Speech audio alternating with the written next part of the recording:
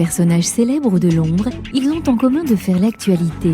Ils acceptent de répondre aux questions de FRL pour une rencontre exclusive. C'est la grande interview de FRL. Henri Giscard d'Estaing, bonjour. Bonjour. Merci d'avoir accepté de répondre aux questions de French Radio London. Avec plaisir. Quelle est la destination qui vous a le plus marqué ? Vous voyez, c'est que j'en ai eu beaucoup. J'ai des souvenirs variés. J'ai des très bons souvenirs, paradoxalement, dans les Antilles françaises, la Martinique, je me souviens de merveilleuses vacances là-bas. J'ai des souvenirs en Afrique aussi, au Sénégal, au Gabon, une merveilleuse nature. En Égypte aussi, à Luxor, à Karnak, la visite de Karnak est pour moi un souvenir inoubliable. Donc beaucoup de souvenirs. Que voulait dire le mot politique pour vous quand vous étiez enfant ? Alors, il voulait dire beaucoup de choses. Il voulait dire famille, si je peux l'exprimer ainsi, puisque, effectivement, mon père était impliqué dans la politique depuis que je suis très jeune. Donc, ça faisait partie de ma vie. Et puis, c'est devenu aussi, pour moi, une activité, puisque j'ai été impliqué dans la politique. J'ai été même élu, le plus jeune élu en France. J'avais été élu quand j'avais 22 ans. Donc, ça a été pour moi une partie importante de ma jeunesse. Mais c'était plus qu'un passe-temps, ça. Pensez-vous avoir eu de la chance au cours de votre vie ? Jusqu'à présent, oui. Oui, puisque j'ai eu la chance à la fois de voir des gens passionnants. Je les ai vus soit dans le monde politique, beaucoup des dirigeants aujourd'hui français, j'ai eu l'occasion, la chance de les connaître quand ils étaient très jeunes. J'ai eu l'occasion de rencontrer des personnes extraordinaires. Ça, c'était parce que mon père était président de la République, du pape Jean-Paul II à Anwar el-Sadat.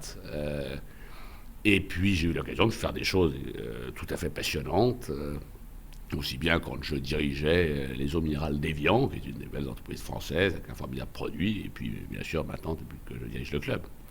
Quel était votre premier emploi ? Mon premier emploi, c'était l'emploi de consultant dans une société française qui s'appelait Cofremca, qui existe toujours, et dont l'activité était l'observation du changement socioculturel, en l'occurrence des Français. Et je me suis spécialisé à ce moment-là dans l'étude du changement des comportements alimentaires des Français. Et ça a été une période passionnante, puisque c'était dans les années 80. Et c'est une période où les habitudes alimentaires des Français ont profondément changé. Les Français, à cette époque-là, déjeunaient encore avec une entrée, un plat principal, un fromage ou un dessert. Comme vous le savez aujourd'hui, c'est plus comme ça. Et dès ce moment-là, on en a vu le signal. Et c'est d'ailleurs comme cela que je me suis spécialisé dans l'alimentaire. C'est comme cela ensuite que je suis entré dans le groupe Danone pour devenir des dirigeants de l'eau minérale. Justement, y a-t-il un rapport entre Danone et le Club Med ? Oui, il y a plusieurs rapports.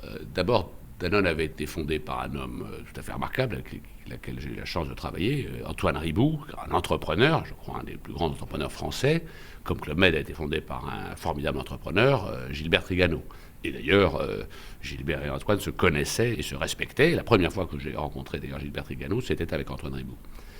Deuxième chose, Danone est une entreprise qui a une culture, qui a un projet économique et social, et le Club Med a une culture très profonde aussi.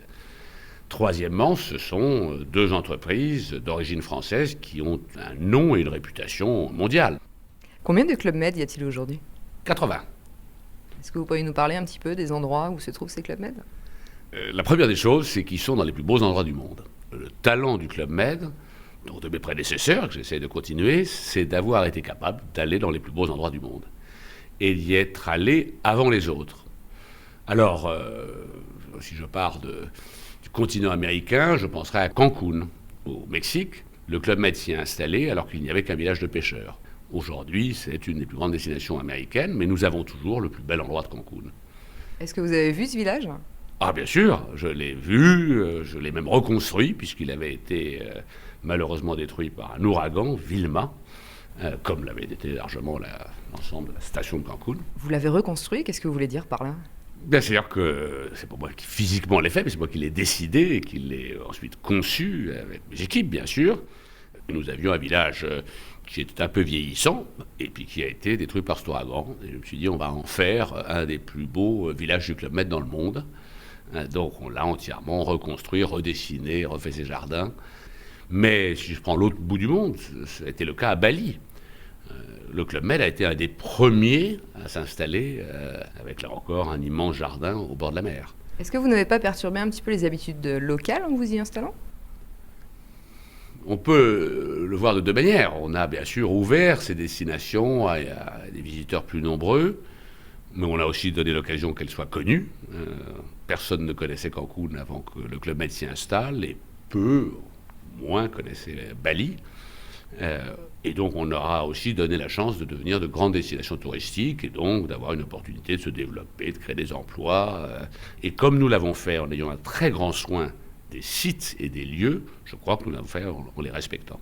Est-ce que vous employez beaucoup de personnes locales ? Ah oui, je dirais l'essentiel de nos employés dans nos villages sont locaux, avec en plus une autre chose qui sont les géos.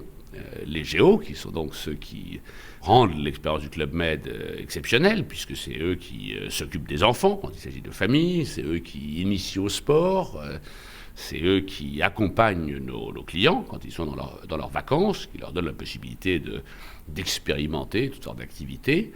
Ils sont de toutes les nationalités. Chaque équipe géo, dans n'importe quel des villages, a au moins 10 nationalités, et ça peut aller jusqu'à 25 nationalités.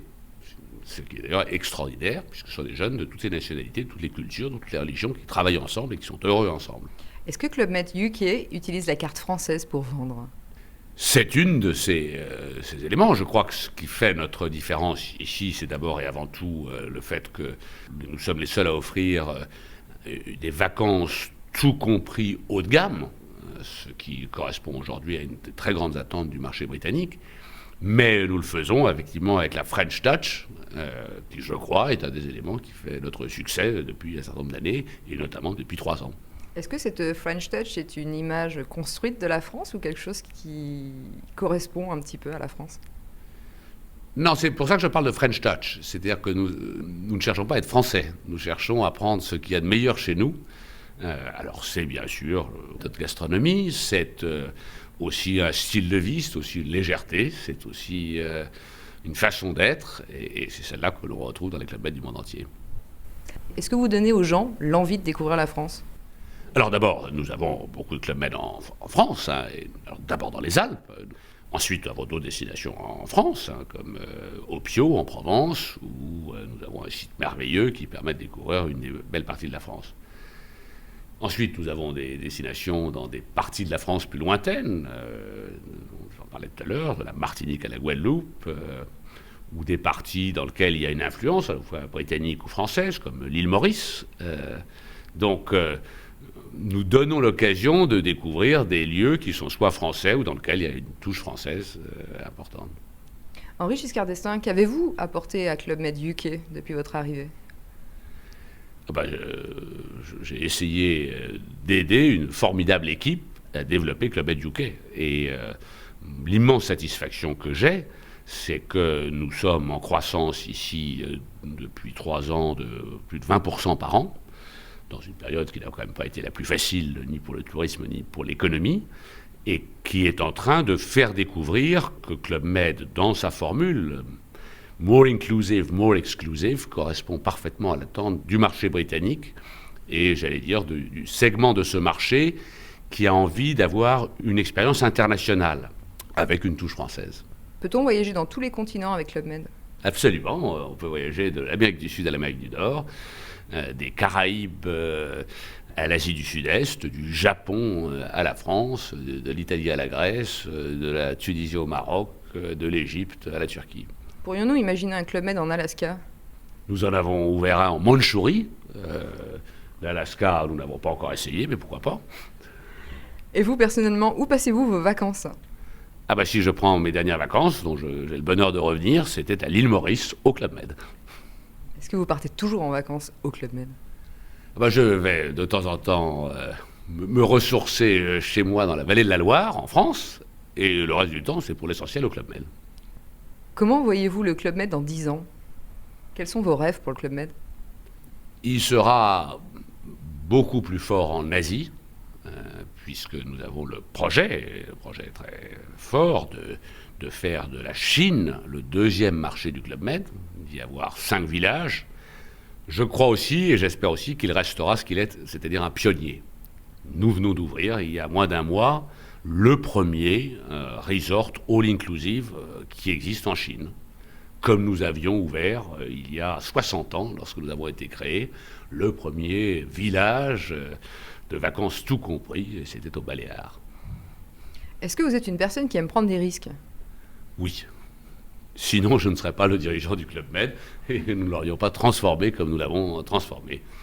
Quelles sont les 2 qualités qui vous ont le plus aidé à avancer dans votre parcours en général? L'une liée au risque, le courage, puisqu'il faut savoir affronter les situations difficiles, et le Club Med a eu à connaître des situations difficiles, puisqu'il a dû évoluer, se transformer dans un environnement économique et touristique complexe et parfois dangereux. La deuxième, c'est l'imagination. C'est que je crois qu'il faut chercher à regarder les choses différemment et inventer les choses d'une manière qui n'avait pas été pensée jusqu'à présent. Êtes-vous un artiste? Non. Mais j'adorerais l'être.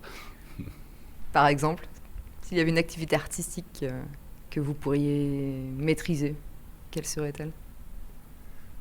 J'aimerais dessiner des jardins. Alors, aujourd'hui, ils sont dessinés par des artistes. J'aimerais le faire moi-même, mais je n'en ai pas encore le talent. Je ne sais pas si j'ai la main verte, d'ailleurs. Merci beaucoup. Merci.